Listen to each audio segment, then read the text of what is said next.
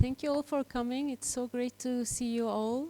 It's such a pleasure to be here. I'm very much looking forward to our conversation today.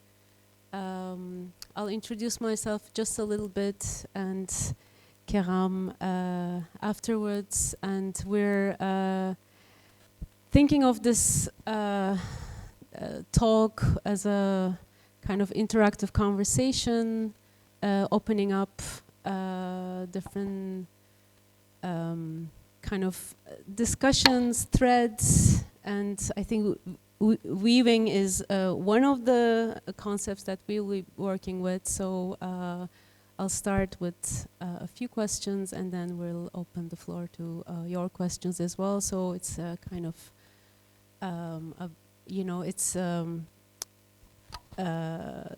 think of it as an intimate space that,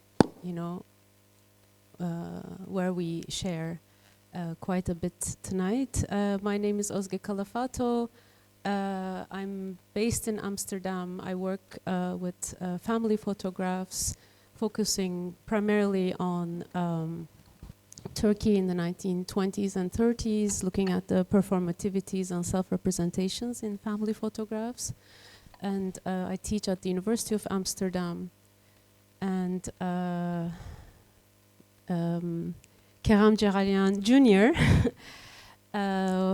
Will be talking about his engagements with his grandfather's archive, Photo Kegham, Kegham Djeghalian Senior's life and work. Kegham is based in Cairo. He's a professor of visual studies at the German University. And fashion practices. Fashion practice, practitioner, visual artist, among many things. And we met over a year and a half ago, although it does feel much longer. We started collaborating together, and I'll let you speak about that as well a little bit. And we're very happy to have this conversation today. And as part of the Cairo Photo Week, we're also organizing a workshop, a 4-day workshop, 3 full days, and 1 introductory session that happened last weekend, activating the image, thinking with family photographs. And at the end of the workshop, we also aim for the participants to have produced new work based on this work done with family archives. So I would like to start maybe with a little bit more about you and how the project unboxing came about. And also this is a very long-term project, for the future, but also that's been kind of, it starts even before the boxes. So maybe if you can tell us a little bit about the history. Yes. Hi everyone. Good evening.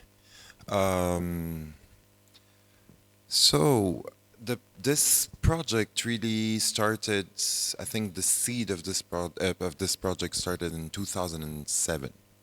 And that's when, after I finished fine art school, and I just asked myself the question, where is my grandfather's photos? I grew up, hearing all kinds of stories about how great he was, how important he was in Gaza. And even I had many encounters with non-family members who always spoke so highly of him and his status as a photographer. But I only realized at the age of 21, 22 that I actually do not know his work. at all.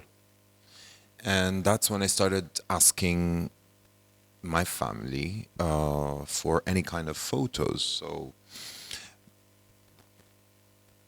basically, all I could attain was family photos and some scattered family albums, not too many. Um, Even though my father, who's the son of Kegham, who's a dentist, so he's not nothing in photography or visual work, but you go to his clinic, and unlike a dentist's sort of operating room, it's not clinical. It's basically this collage.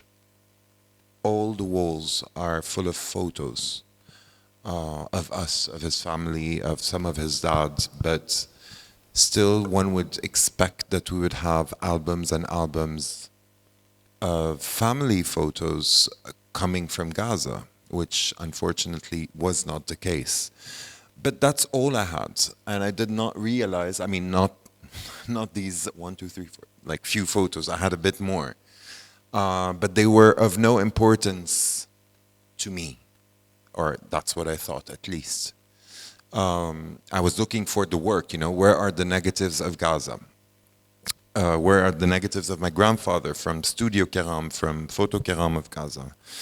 So for so long, all I had were anecdotes, accounts of him, and a lot of praising of Kegham of Gaza, but no material work that I could engage with, because that curiosity was not just genealogical.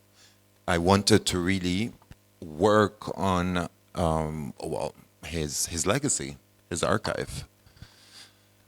And this continued on and off, this frustration, up until 2018, when my father somehow found these three small boxes, less than, they're about A5, the size of an A5 paper format. He found them in his main closet in Cairo, which again is very weird, because that's his main closet. They were not in storage or anything. So he was, I would assume, encountering them every day. But only in 2018 did he actually perceive them or realize that they exist. And he realized that, okay, maybe I could give them to my son, who for over a decade has been trying to reach Gaza, has been trying to get in touch with people who can retrieve, quote unquote, the negatives from Gaza. And this changed a lot of, this changed everything. It's like this turning point in my project. I took them to Paris with me, where I'm also based, and I'm teaching at the photography department in Paris College of Art. So we had the material to scan, etc. And I started scanning a few photos, but I was surprised. I mean, in retrospect, I am surprised that instead of facing what I longed for, material, with excitement, it immediately transformed into intimidation. Because just scanning 10 negatives in these boxes, I realized that this is no longer about my grandfather's legacy in a way. It was with no specific reason. It's just confronting these sort of the negatives coming to life on the screen. I realized this is a bit beyond me, and I reburied them, to be honest, and only not much later, but like a year and a half later, as Marwa Abu Leila and many other individuals in Palestine, in Cairo, the Palestine Museum, but primarily Marwa, for one reason. She wanted me to. So Marwa is the founder of Cairo Photo Week. Most of you know that she is, but She's also a collaborator and a friend, and she wanted me for the edition of 2021 of Cairo Photo Week to create and curate an exhibition on my grandfather. But I tried as much as I can to push these boxes aside, and I was trying to reach the person who I believed had the negatives and the archive or some sort of archive of my grandfather in Gaza, who never actually sent me neither scans nor anything, nor even sort of trying to get them out of Gaza. That's another story. So when I failed in retrieving those, I said, hey, I'm gonna have to open the boxes again. And that's what happened.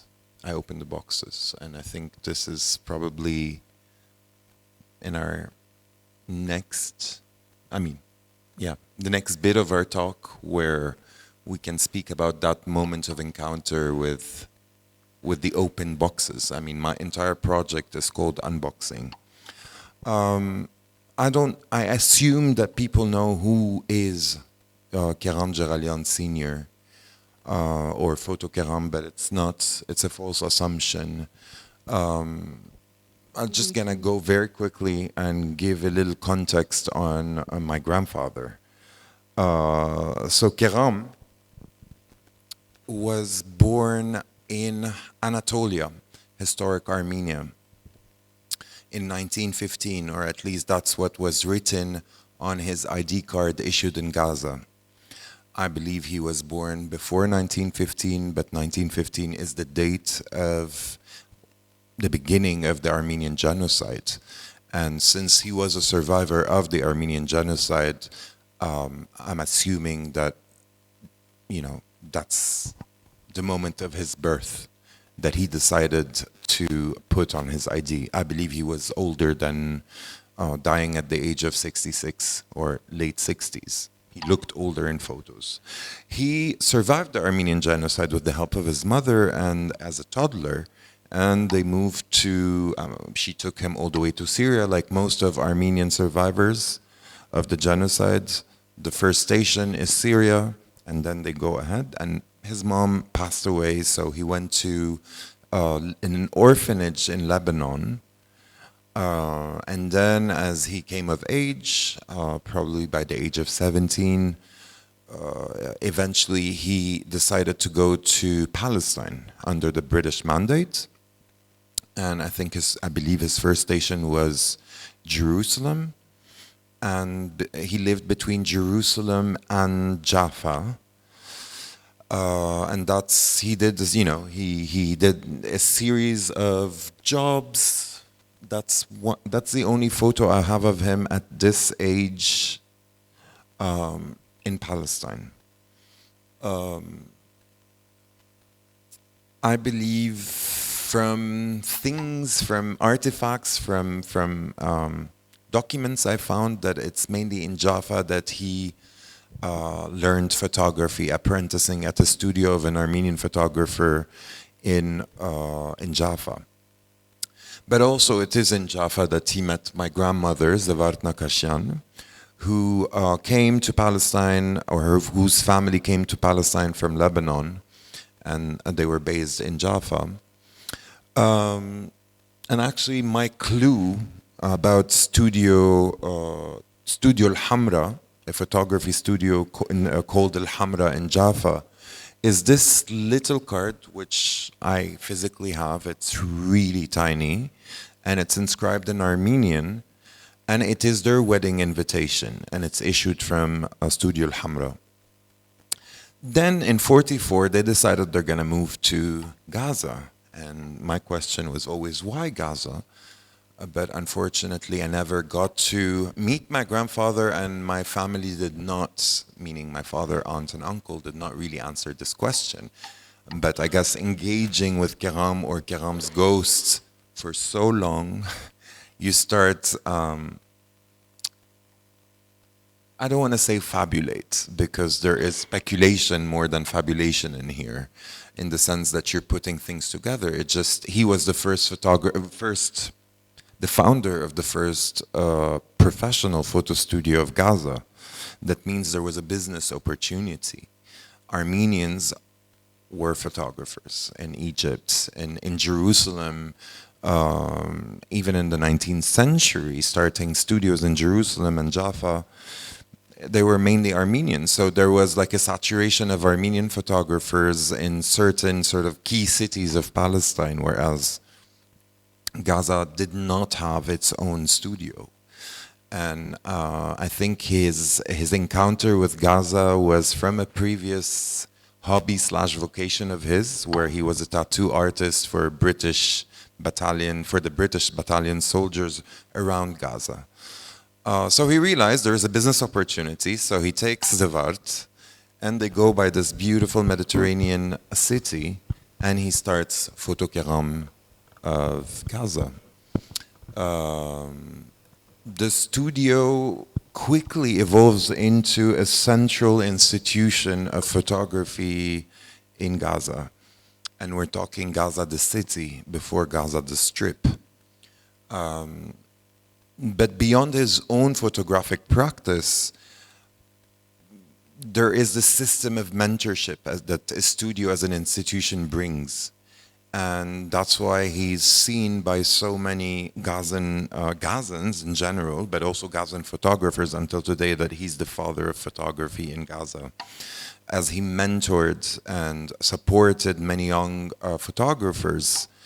And in a way, he was key in the professionalization of the vocation of photography in Gaza, or some people call it even the democratization. His studio practice was, his photography practice was mainly in the studio and portraiture as a studio. And that's his point of encounter and point of sort of asserting his assimilation into Gazan society. You go to Kegham, you have your intimate moment of having your portrait taken. And that was his entryway into being fully accepted in Gazan society. But also, he did events and social documentation. He was seen as the first photographer of the city. And so whenever there is a major event or an official visit, or let's say, I don't know, Tahia, under the Egyptian governance, if Tahia Carioca goes for a show in Gaza, and this happened, it's Kegham who's called upon to document that. Official photography, so any political or sort of an official visit, especially of Egyptian officials and later on Palestinian officials. It was Kegham who was called upon, and he did that. And there was this interesting format, which is not really interesting format, an interesting fact that he practiced political and photojournalistic photography. Because why I say it's interesting is because he never worked for an agency and never worked for the press. And yet there was this obsessive need to document everything happening in the city. And the thing is, Gaza is a city with very turbulent events happening throughout. He arrives 44, 48, the fabric of the city is completely changed by the displacement of Palestinians from the 1948 territories into Gaza. So hundreds of thousands that somehow expand the city and eventually becomes the Gaza Strip. So yeah, that's in a nutshell Kegham and his legacy, I guess. I don't know if that's his legacy, but that's what he did.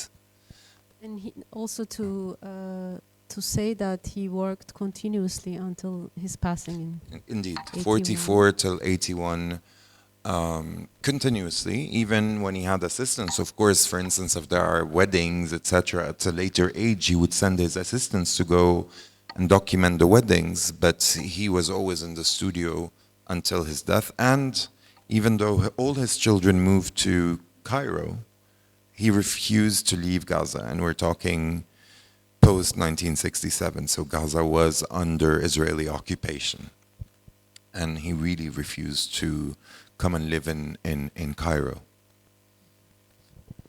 And maybe coming back to Cairo Photo Week, between the unboxing and the exhibition, and before that, you've also worked quite a bit on the archive, and we'll come to the notion of Unmade archive and why we titled, this talk this way. But maybe if you could talk us through your process of kind of sitting with the photographs, sitting with the intimidation, sitting with discomfort, and finally coming back, and really the very act of unboxing and how it turned into a conceptual framework, which also ties into the notion of excavating and para-archaeology. So maybe if you can talk us through. So that's exactly what I found when I opened them. I actually did not take these photos with my proper camera. I had a, like most of us, but camera on my phone, and I was like, okay, yalla, I'll take a few photos. Thank God I did take that. I still did not have that excessive need to document everything. Right now, I don't speak with anyone around Kegham, even remotely, like someone who knew him, without having recording in my on my phone. I'm like obsessed at the moment. But then it happened that I'm like, okay, these were just opened, And so that's what I had. This is a person who is a visual artist and a fashion practitioner. I had no engagement whatsoever or experience with the archiving act or the documentation act. And this, we're talking about negatives and documents that are so fragile because they've been locked in a closet in Cairo, in the heat of Cairo. Imagine all the chemicals of the negatives there. And the second I open the box, the chemical smell, just insane. Until today, they're still there. I mean, it's crazy. Of course, nothing is in it, but whenever I open my container, it's... So there was the technical question of what do I do, right? So after that, I'm not going to go over the technical part, but I really went by the book about how you archive. And, there was this long labor of scanning, indexing, dating, putting in envelopes. It was just a tedious process that archivists do, but it's usually not a one-person job. But I was going through it, and this methodical labor lasted a few months. Khalas, I'm under pressure. I think, what was it? I think it was March 2021 when the exhibition was due, and I committed myself. So this was actually good. It was a nightmare, but it was great because it put this pressure on me. But after a couple of months, I realized that I was losing my voice. I was losing perspective of what is my project, in fact. All I'm doing is this mechanical scanning, researching, dating. all very pertinent. It's just me engaging with this as his grandson and as a visual artist trying to engage with whatever is left in the context in which it was left felt irrelevant to the labor I was doing. And that's when the engagement with the photos, because okay, you're in this sort of mechanical labor, but at the same time, I'm taking in every single image that I'm scanning. I'm spending time, I'm encountering it, I'm living with it. And all of a sudden, there was this sort of a, I don't want to say breakthrough, it wasn't even a breakthrough, but it's just realization. One, I'm not an archivist. Two, I'm not a historian, and I'm trying to put the hats of both. And that in fact, what I had with these 3 boxes is not enough to produce a body of work that archives the legacy of Kegham. It is a decimal of what he did, a literal decimal. And then there was, you know, I guess the more the labor happened, and that moment of frustration, there was a view, there was a perspective change of the macro, the global. And the global just hit me on the face with the notion of ruptures. There were too many ruptures, disrupted histories. And disrupted histories of Kegham himself, Kegham Senior, through genocide and through displacement, disrupted histories of Armenian context, the entire Armenian context and Armenian history, disrupted history of the archive, because either it completely vanished or it has a very fragile sort of survival. And of course, disrupted histories of Palestine and the incessant disrupted histories of Gaza. So there was the realization that disrupted histories is in fact a key and a common denominator of all the signifiers in that equation, in that, not even equation, in that project. And I decided that disrupted histories is what's gonna anchor me to approach the work. So that's when something happened. That is the breakthrough, I guess. The breakthrough was, I'm gonna have a disrupted reading of this potential archive. And I decided to stop experiencing the images dated or captioned. So khalas, whatever I was doing, the labor of identifying every single person in the photos should stop, and trying to date every single photograph precisely stopped. And I decided this is my approach to even showcasing the work. I wanted a raw encounter. But the minute, even before I reached to that stage of realizing, no, that's how I'm gonna have my exit, that's my curatorial sort of input, I realized this liberation from how I'm encountering the image and the way I'm positioning myself to the image changed completely how I'm experiencing it. And the affect started pushing through. The encounter with the image pushed through completely.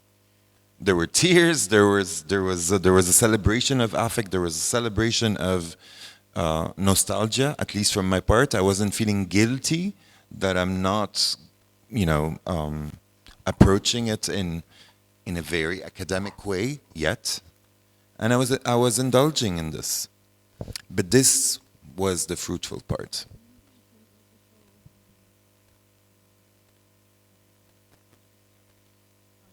your I mean, we're gonna process. put the. Maybe I should. These are some of the documents and negatives that came from the boxes. There are about 900 negatives, some repeated, and letters, documents, receipts, postcards written in Turkish, letters in Armenian, and very inflammatory, I would say, documents like this. This document coming from Photo Kegham, written by Kegham himself in 1956. You know, there was a 5 months occupation of Gaza in 1956 by Israel. And they weren't short of ravaging the city even in 5 months. So there was a massacre, 2 massacres actually, but since the beginning of their entry, it was vandalism. And here what Kegham is doing is that he's reporting to the Israeli governor the breaking into his studio, and he's listing all the damage and all the stolen material from his photo boutique and photo studio. But Farida, is Farida here? Yeah, can we have the first video just to play it? So I'm gonna just leave parts of my video installation, and then we can, I think, engage without. We're gonna have the imagery at the background, and you were talking about. You wanted to talk about para-archaeology, Yeah. which I mentioned, and I really so. Absolutely, yeah. So we can maybe talk a little bit about that, the idea of excavation, and layers of memory, layers of intimacies, affect that happen on different wavelengths, but simultaneously. But also, I would like to talk a little bit about the idea of looking together with the community, and how you have also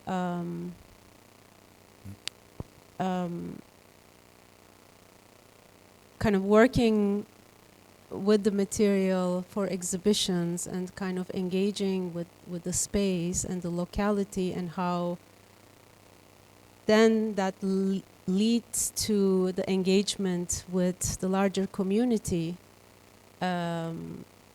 and building the legacy, the archive, the heritage together. So there is a lot of that, but maybe we come back to the exactly. para-archaeology first. Right. So I use in my writing I use the term para-archaeology, and I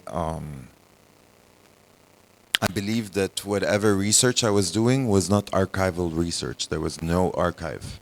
The boxes, when they were open, they were raw.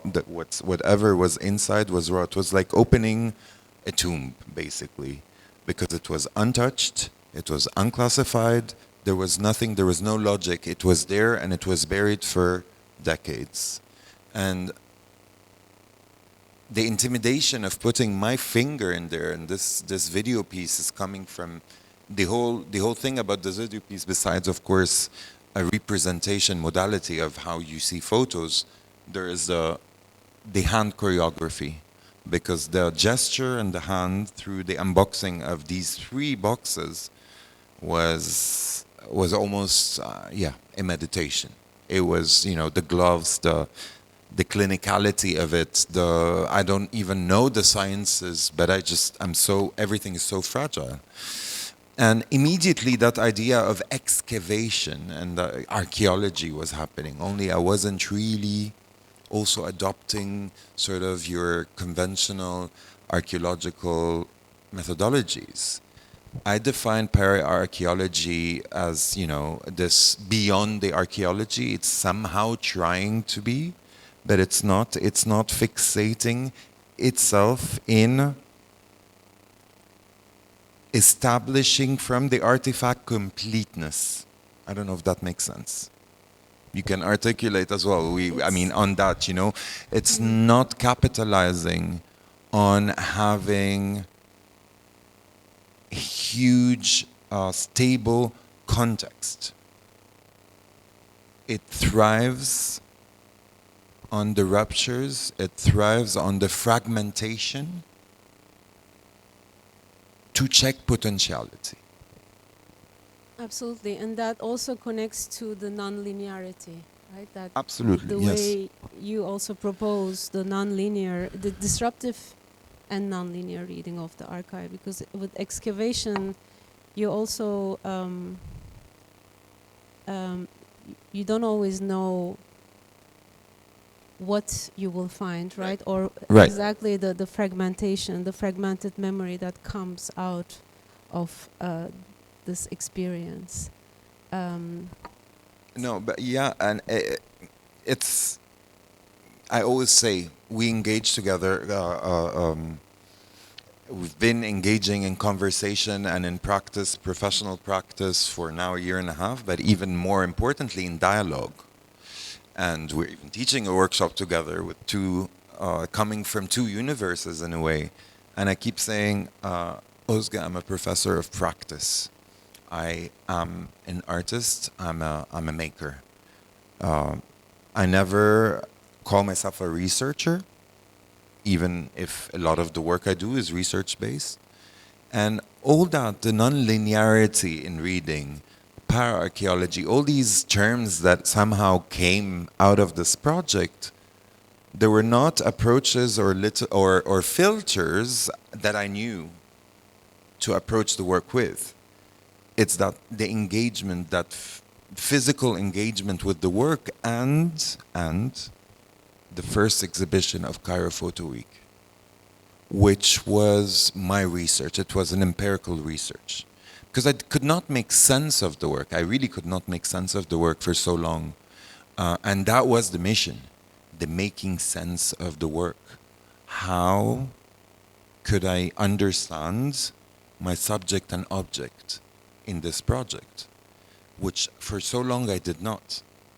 And it's only with that engagement, with that almost, I call it now ritualistic engagement with the work, thinking of it spatially, that something comes. The engagement with a public in an exhibition, and the idea is not to talk about exhibition, it's talking about sharing, sharing basically this whole into a history, a specific history, in a geography, and in a time frame. And to engage in conversations, metaphorical or literal. And that's when things in retrospect start making sense. And that's when I start writing about the processes, not to try to term things, but because I think it's a non-stop process of making sense, of trying to make sense. And also, what's one of the outstanding parts of your project is that the exhibition is a key component of the of your work with the archive, rather than an outcome. And the speciality, the materiality, these are key to your work. So Yes. maybe we can talk a little bit about that. It's in a way flipping maybe our perspective on how to think about exhibitions. Right. I mean, we talked about this a lot, that I realized that my work is not in a studio on this, even though, trust me, the labor and the length of hours and days and months of working on that. But the 4 editions now, 4 editions of 4 exhibitions, currently one is in Sharjah, they're never presented as a finality, ever. And the idea of having it as a final outcome is a nightmare, because it means the end, the death of that history. the exhibition itself, or that presentation or representation, and the dialogue with this archive activation, or the activation of the Unmade archive, and we'll go back to Unmade archive as a term, is happening through the speciality. The exhibition itself becomes part of activating that archive, not a result of the activation. In fact, to scan or to engage or to speak or to write, I think it's reflections. I'm not saying this is the way to go, but this is the way to go for any researcher or any artist engaging with archival material. But that was at least my way. Every single exhibition presents itself differently. And when people, when those who are inviting me or those who are trying to propose new opportunities to exhibit, they're like, oh, so what happened to the work of Geneva? Why don't we just make it travel to Italy? And I say it can't.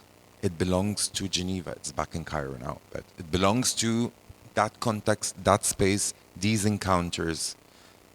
The work itself is not presented as a tableau, as this is the photo of Kegham. Yes, it is the photo of Kegham, and there are some chefs-d'oeuvre, there are some absolutely magnificent photos, but they're never presented as, or at least I don't present it as the oeuvre, the masterpiece, the framed, sealed masterpiece. I never do, and the exhibition becomes an engagement, sort of a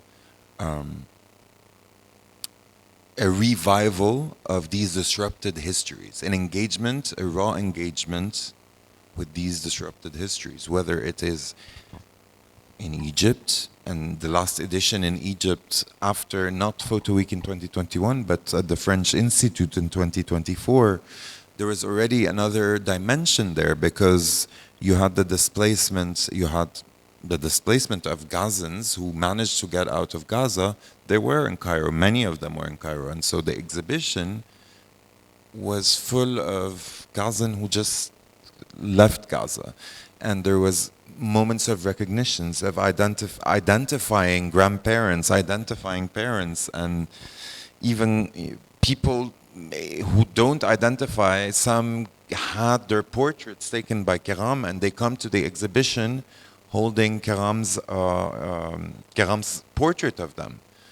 And it gave it a completely other layer, which also inspired the next part of the project. Just a little context. Whatever I was trying to get from Gaza for years, since 2007, is completely gone. Because the person who held them, like many other things in Gaza, are completely gone, unfortunately. But the person who had them was killed with his wife and his granddaughter in the bombing of the Greek Orthodox Church in 2023, in 19th of October. So that sort of almost fiction of me trying to retrieve and get back the archive of my grandfather was completely gone.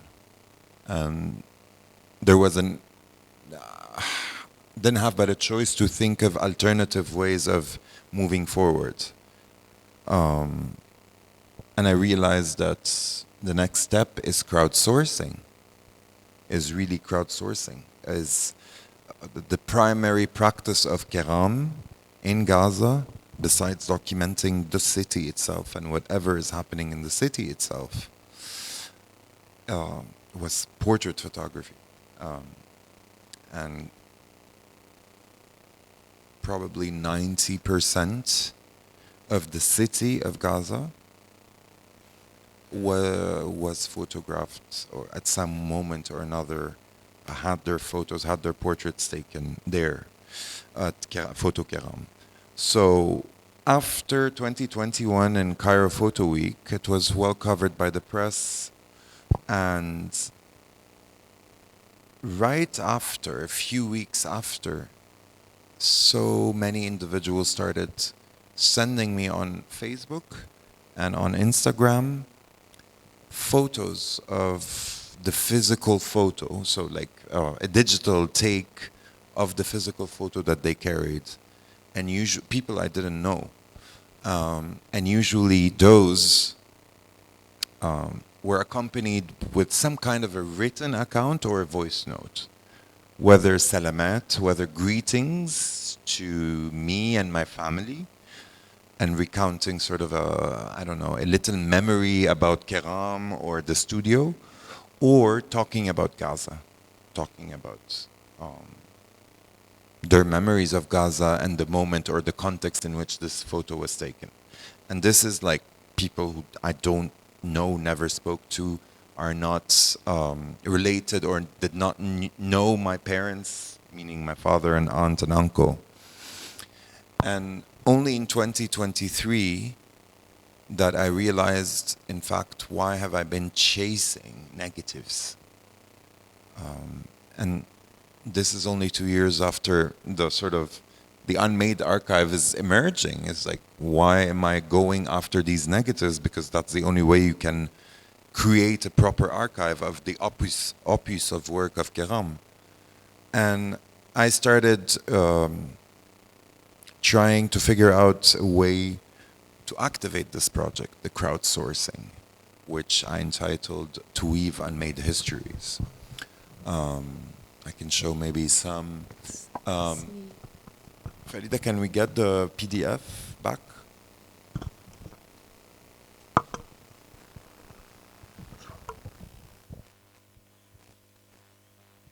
Where is?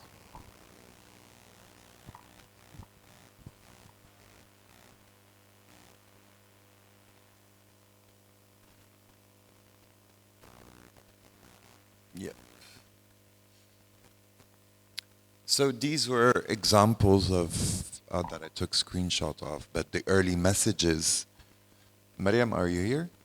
Yeah, there is Mariam's message.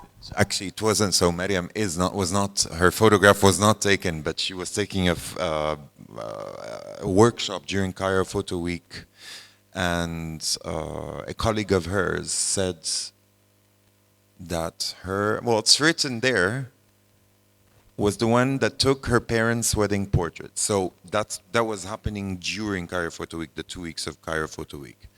Then I had all these messages coming and relations being built, because I engage. There is a very intimate moment. I engage with the dialogues. Sometimes we talk on the phone, etc. And these are some of the earlier messages I received. And then, that's when only in 2024 when I started formalizing this into, okay, I'm going to try to actively ask for that. Because up until then, I was just receiving these accounts. And then I realized maybe the way to move forward, not only to archive Kegham, but also to propose another way of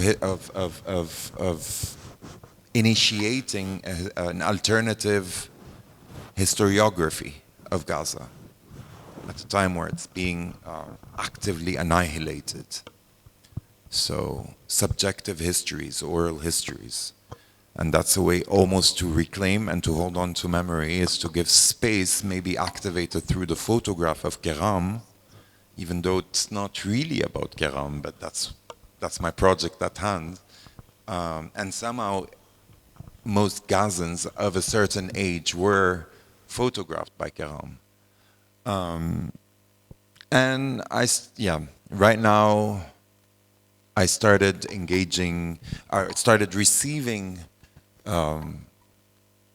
photos and messages. I formalized a questionnaire, which you can See, here, if you scan that, if you know anyone from Gaza, please circulate. So this is a link tree where you have the Arabic version of the questionnaire. We're trying to make it as simple as possible, and an English version of the questionnaire. And you can have other, I think in the link tree, you have other related documents. And I have to say it's not fully activated yet. I mean, I don't feel that it's circulating enough. And that's like, I think another question to how to start activating, how to engage communities further and further, because communities are engaged everywhere I go, even in Geneva. It's crazy. In Belgium, and that's, you know, that's another story to say what every city I'm showcasing the work in, as a conference, as a seminar, as an exhibition, in geographies that have nothing to do with Gaza or this region. I still get these encounters. I still get archives. I still get materialities, material artifacts in relation to Kegham, that it became really almost, I don't know, Maybe we spiritual. can show one of the latest Yes. from Belgium. So It's I so just, exciting. so I was in Belgium in December, in Ghent, giving a talk on Photo Kegham and the project. And there was this filmmaker, this Gazan filmmaker, Youssef Natil, who wanted to interview me. He was in with his family in Belgium, and the thing is, apparently since 2012, he's been trying to make a documentary on photographic practices in Gaza and the history of that. And of course, my grandfather was a central figure that he worked on. And since 2020, Youssef had been trying to meet me to continue shooting. According to him, the film was not complete. He could never release it because it felt it was not complete. So finally we meet that day, or that period when I went to in December, and then as we're shooting and we're filming, he tells me while engaging with Marwan Tarazi, the gentleman, Allah yarhamu, who was killed in 2023, as he was dialoguing with him, but also filming him.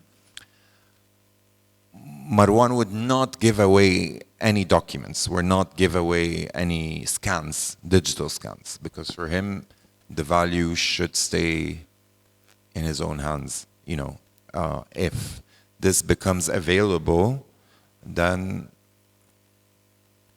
he can't. I mean, anyway, I don't want to dwell on this part, but Youssef managed to take photos, as you can see here. The negatives were put against a cardboard with a hole and a backlighting, so sort of a DIY light box. And luckily, he had left Gaza a year before October 7th, so he took his external hard drive with him, and he gave me this entire body of work, which, of course, again, another excavation. We needed to excavate. So even he took some photographs of prints that I'd never seen before. And then I tried, I mean, it is basically a negative, so I could extract a positive from it, and that's what I did.